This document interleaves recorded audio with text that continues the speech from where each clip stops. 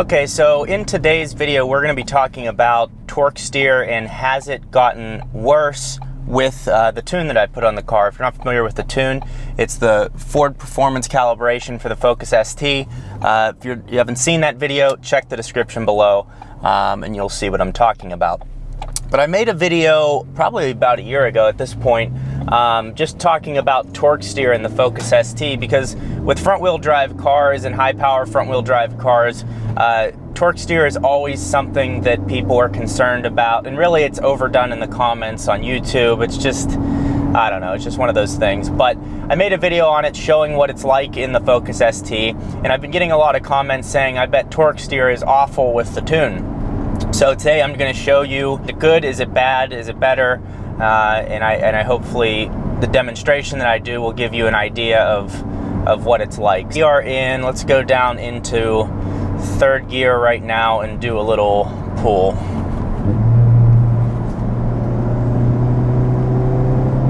Oh my God, holy shit, that's bad. I'm just kidding. I just did that all on my own. In all reality, I haven't seen any differences in what the car is like with the tune and without the tune, and I think there's a couple reasons for that. One, I got brand new tires on this car. I have the Firestone Firehawk Indy 500s on the Focus ST, and they are more aggressive even than the Eagle F1s that came on the car. So I think that has something to do with helping the torque steer, because with a more grippy tire, basically when torque steer happens, the coefficient of friction is broken on one of the tires first, meaning then it'll pull it'll pull the car in either direction, whichever one is braking first. That is my very basic explanation, and really the only explanation I can give you on torque steer. Having a limited slip differential would help that with the Focus ST, but I don't have one, but the next generation ST should. The reason I'm saying that is because the next gen Fiesta ST has a limited slip differential, so there's almost no way they don't put it in the Focus. So that's good news. So I'm going to do an acceleration here, and I won't even put my hands on the wheel, so you can take a look. And obviously it's not going to be a hard acceleration. Okay, this guy's going really slow. Alright. Pulls a little bit right there, you can see. But again, it's nothing major. I don't think it is increased at all. I think it's actually decreased since I got the tires on the car. It's just, again, it's something that I think is overplayed on the internet. Now, when I initially drove a 2013 Focus ST, which so they upgraded, I'm pretty sure from 13 to 14. I know from 14 to 15 they upgraded this, but they upgraded the rear motor mount to what the electric Focus ST had, or the Focus had. So that helped a lot. Structurally, it's just a better mount. The one that I got is a polyurethane mount, so it's a very hard rubber and keeps the tires down on the ground, and that helped a lot. So between the tires, so I wanted to show you guys the motor mount real quick. This is what comes on the stock, I think 2015 plus Focus STs. So this is what was in the electric ST or electric Focuses, just a more structurally sound mount, as you can see. All right, back to the video. And that helped a lot. So between the tires, there's no more torque steer with this tune that I have, and it is a high torque tune. It's all torque. It's 90 foot-pounds on 93 octane. So that's a very serious amount of torque, and that's something that I was concerned about. I was like, this car is going to pull all over the place. I have the tune, and nothing has happened. So another thing you can do, so we'll do another no-handed acceli. Actually, I don't want to hit them. Not a good one.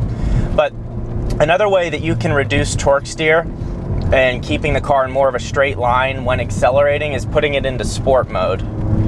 And I think the reason, and I don't know this for sure, so you guys let me know what you think as well. I'm not the know-it-all here, but basically when you put it in sport mode, the torque or the brake vectoring is much less intrusive. So if you're taking a turn too hard, it's going to catch in much later. It's not going to be pinching tires constantly.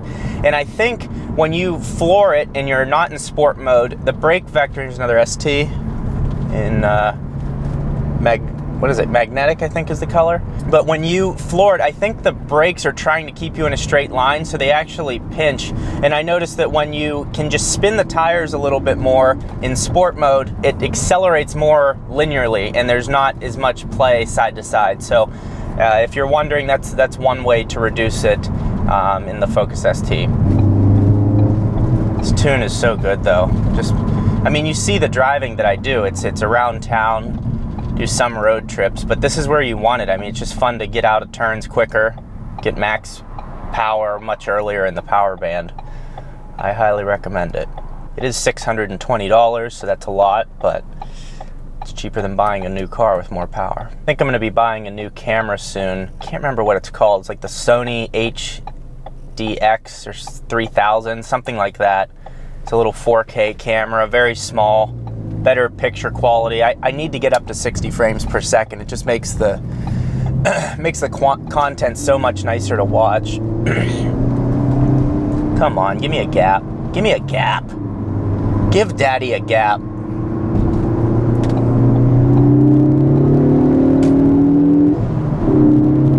Look at this Jurassic Park Jeep. This is sick.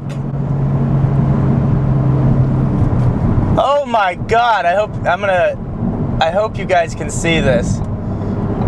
There's a Jurassic Park Ford Ranger, and there's a Jurassic Park Ford Explorer right behind me, like from the original one. It's really cool. Wow. Got a little too excited about that. So yeah, let's get back on topic. Torque steer in the Focus ST.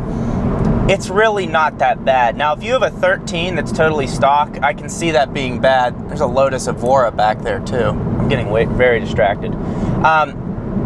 But I just think it's something that's overplayed. Drive the car before you just start writing opinions in forums and on YouTube and things like that, because it's generally over-dramatized on, in the comments with people that are triggered for no reason. So that's kind of what I have to say about the torque steer. It has not increased even with this high torque tune, and I'm very pleased with it. The car is still extremely fun to shift. It's a really engaging shifting experience. There's not much else I can say. Hopefully, Lotus. It's an orange Lotus Evora right behind me. I'm hoping he just blows my doors off here. Unless he wants to race Torque Daddy here. I don't think he wants it. He's a little nervous. He got a red light. Damn it! It looks like the Veilside RX-7 from Tokyo Drift. It's like all orange with the black accents. It looks amazing. So in the comments below, I'm always interested to see this. You guys are always commenting. I sometimes will say, comment what car you drive, and it's always interesting to see the whole range of cars that you guys drive. But I'm interested to see what car are you most excited about that's coming out this year, next year, just within the next 3 years. I know for me, the one I'm most excited about is probably the A45 AMG. The little hatchback should be coming to the United States. I don't know what it is about hatchbacks, but I really do love them. They're probably one of my favorite types of body styles of cars. They're just, I don't know, just being able to be so versatile with them, and then at the same time you can put a big engine in them and have a lot of fun. Interested to see what you all say about what cars are coming out next. So A45 for me. What do you guys think? Yes, off to the golf course again. If you guys are interested, I could take you on a golf vlog one day to show you how I do on the golf course. Am I any good? You don't know. You'll never know. There's another red ST right here. It's a good looking one. It's the 13 or 14. Looks like he might have lowered it a little. I don't know if you guys can see it. But yeah, that's all I got today. I appreciate your support. Cleared 6,000 subscribers. Hey, if you're still with me, let's just go straight to 7K. I think like 85% of my viewers are not subscribed. Guys, what are you doing? What do you need from me? Do you need giveaways? What do we need? Subscribe to the channel, like the video, and we'll see you next time.